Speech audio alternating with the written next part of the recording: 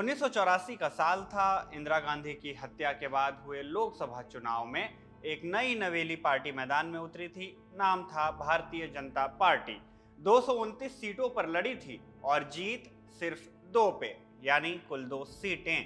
एक गुजरात के मेहसाणा से डॉक्टर A.K. पटेल और दूसरी आंध्र प्रदेश के हनमकोंडा से चंदू पटला जंगा रेड्डी। राजीव गांधी की कांग्रेस को मिली थी 414 सीटें। आज 4 मई 2026 को उसी बीजेपी के पास भारत के 19 राज्य और 2 केंद्र शासित प्रदेश है और आज शाम तक इस लिस्ट में पश्चिम बंगाल भी जुड़ने वाला है। वो बंगाल जहां पिछले 49 साल में बीजेपी कभी सत्ता में नहीं आई, ना लेफ्ट के 34 साल के दौरान, ना ममता बनर्जी के 14 साल के दौरान।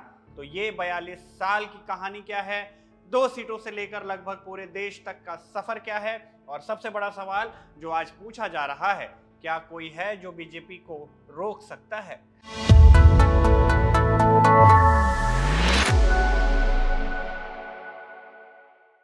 रिजल्ट्स के बीच बीजेपी एक्स हैंडल से एक ट्वीट हुआ जिसमें भारत का बड़ा हिस्सा भगवामय नजर आ रहा है। फैक्ट यही है कि भारत के ज्यादातर राज्यों में आज भाजपा की सरकार है। आज की तारीख में कांग्रेस के पास हैं सिर्फ कर्नाटक, हिमाचल प्रदेश और तेलंगाना। केरल में आज के रुझानों के मुताबिक कांग्रेस की अगुवाई वाला यूडीएफ गठबंधन बढ़त में है, यानी ये भी जुड़ सकता है। आम आदमी पार्टी के पास बचा है सिर्फ और सिर्फ पंजाब। दिल्ली उनसे फरवरी 2025 में निकल गई थी। ममता बनर्जी का बंगाल आज जाने वाला है। नवीन पटनायक का ओडिशा 2024 में गया था। 24 साल बाद जगन रेड्डी की वाईएसआरसीपी आंध्र प्रदेश में बुरी तरह हारी। चंद्रबाबू नायडू की टीडीपी आज एनडीए के साथ है।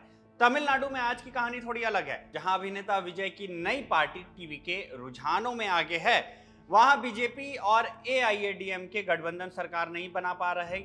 लेकिन ये भी ध्यान दीजिए, सत्ताधारी डीएमके भी हार रही है, यानी क्षेत्रीय पार्टी की सत्ता जरूर बच रही है, लेकिन एक नई क्षेत्रीय पार्टी ने पुरानी क्षेत्रीय पार्टियों को हरा दिया है। यानी कांग्रेस तो कमजोर हुई ही है, क्षेत्रीय पार्टियां भी अब सिमट रही हैं। सवाल कि ये हुआ कैसे, बीजेपी ने क्षेत्रीय पार्टियों को कैसे खत्म कर दिया, ये बड़ा सवाल है और इसके 4 बड़े कारण भी। पहला कारण है कमजोर होती क्षेत्रीय पहचान। क्षेत्रीय पार्टियां अमूमन भाषा, जाति या क्षेत्रीय गर्व पर बनती थी। शिवसेना मराठी मानुष पर, डीएमके तमिल अस्मिता पर, अकाली दल सिख पहचान पर, टीएमसी बंगाली अस्मिता पर। लेकिन बीजेपी ने एक बड़ा छाता खड़ा कर दिया हिंदुत्व का।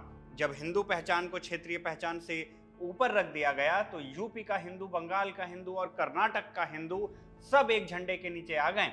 आज बंगाल में जीत के बाद शुभेंदु अधिकारी ने यह भी कहा कि बंगाल में हिंदू कंसोलिडेशन हुआ है। दूसरा कारण संगठन की ताकत। बीजेपी के पास आरएसएस की जमीनी पहुंच है। 1.7 करोड़ से ज्यादा सदस्यों का दावा है। हर बूथ पर कार्यकर्ता। क्षेत्रीय पार्टियां अमूमन एक नेता पर ही टिकी होती हैं। ममता बनर्जी, मुलायम सिंह यादव, मायावती, जयललिता, शरद पवार, नेता गया, पार्टी कमजोर हो गई।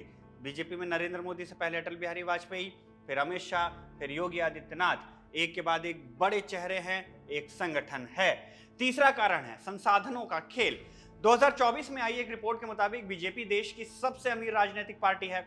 इलेक्शन कमीशन को दिए हलफनामे के मुताबिक चुनावी बॉन्ड स्कीम में सबसे ज्यादा हिस्सा बीजेपी को मिला। विज्ञापन, सोशल मीडिया, टीवी, हर जगह बीजेपी की मौजूदगी क्षेत्रीय पार्टी से बहुत आगे है। चौथा कारण है और शायद सबसे विवादास्पद, फूट डालो और जीतो। महाराष्ट्र में 2022 में शिवसेना 2 टुकड़ों में बंट गई। एकनाथ शिंदे बीजेपी के साथ चले गए। 2023 में एनसीपी भी टूटी। अजित पवार बीजेपी के साथ गए। बिहार में नीतीश कुमार बार बार पाला बदलते रहे। अंतिम बार 2024 में फिर से बीजेपी के साथ आए। आरोप है कि ये बीजेपी केंद्रीय एजेंसियों, ईडी, सीबीआई, इनकम टैक्स का इस्तेमाल कर विपक्षी नेताओं पर दबाव बनाती है, जिससे वो टूटकर बीजेपी में आ जाएं। बीजेपी इन आरोपों को खारिज भी करती है। और एक 5वां फैक्टर है मोदी फैक्टर। एक राष्ट्रीय चेहरा जो हर राज्य में कैंपेन करता है। क्षेत्रीय पार्टियों के पास कोई राष्ट्रीय चेहरा तो है नहीं। बीजेपी के पास हर क्षेत्रीय चेहरे के साथ मोदी भी हैं। ये एक तस्वीर है जो बताती है कि भाजपा ने एक एक कर लगभग सभी बड़े राज्यों पर सत्ता हासिल की है। इस तस्वीर से यह भी समझ आता है कि भाजपा को रोकना हाल फिलहाल में किसी पार्टी के बस का नहीं है। लेकिन ये तस्वीर पूरी नहीं है। 2024 के लोकसभा चुनाव में बीजेपी को सिर्फ 240 सीटें मिली। बहुमत से 32 कम। हिंदी पट्टी में पार्टी का वोट शेयर गिरा। यूपी में अखिलेश यादव की समाजवादी पार्टी ने 37 सीटें जीती। यानी जब विपक्ष एक मंच पर आता है तो बीजेपी को रोका जा सकता है। आज तमिलनाडु ने भी यही दिखाया है कि एक नया चेहरा, एक नई कहानी बीजेपी और एआईडीएमके गठबंधन से आगे निकल सकता है। लेकिन वहीं बंगाल में जहां कांग्रेस और टीएमसी दोनों इंडिया गठबंधन का हिस्सा हैं लेकिन एक दूसरे के खिलाफ लड़ रही हैं, दिल्ली में ऐसा ही आप और कांग्रेस के बीच हुआ। पंजाब में भी लगभग यही हुआ और लगभग तमाम राज्यों में ये स्थिति रही है कि विपक्ष एकजुट नहीं रहा और इकलौते प्यादे भाजपा के आगे धड़ाम होते गए। विपक्ष के पास अब सिर्फ गिनती के राज्य हैं। केरल में लेफ्ट और कांग्रेस आज भी मजबूत हैं। पंजाब में आम आदमी पार्टी का राज है। कर्नाटक में कांग्रेस की सरकार है। ये गिनती साल दर साल सिमटती जा रही है और ऐसे में बीजेपी को रोक पाना कम से कम राज्यों के स्तर पर लगभग असंभव जान पड़ता है। उत्तर से लेकर पूर्वोत्तर तक और अब पूर्वी भारत तक मानचित्र भगवा हो रहा है। सिर्फ दक्षिण की दीवार अभी टिकी है, लेकिन वहां भी बीजेपी का वोट शेयर 2014 के बाद से लगातार बढ़ा है।